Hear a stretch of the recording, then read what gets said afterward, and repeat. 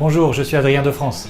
Ce que j'aimerais faire avec vous aujourd'hui, c'est simplifier un peu ce qu'est la notion de marketing pour plus de résultats.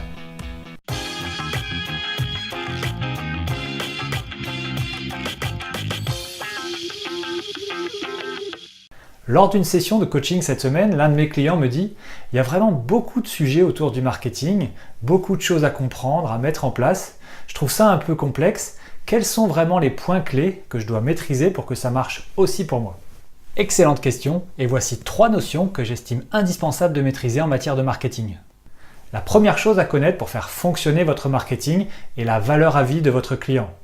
La deuxième chose est le coût d'acquisition de ce client. Et la troisième est de comparer les deux éléments que je viens de citer, coût d'acquisition et valeur à vie. Alors, qu'est-ce que la valeur à vie d'un client? Elle est basée sur 3 choses. Premièrement, la durée pendant laquelle votre client va faire affaire avec vous. S'agit-il généralement d'achats uniques ou est-ce qu'en moyenne, ce client s'inscrit dans la durée et fait affaire avec vous sur plusieurs mois ou plusieurs années? Deuxième élément, en moyenne, combien est-ce que ce client va dépenser chez vous pendant ce laps de temps? Et le dernier élément sur lequel elle est basée, c'est la marge brute que vous générez sur ce type de vente. En résumé, la valeur à vie d'un client est le montant total de marge brute que ses achats génèrent pour vous sur sa durée de vie en tant que client. Le coût d'acquisition, quant à lui, est également basé sur un certain nombre de variables. Premièrement, le budget marketing dépensé sur un canal particulier qui vous génère des contacts. Deuxièmement, le nombre de clients qui sont générés quand vous dépensez ce budget marketing sur ce canal.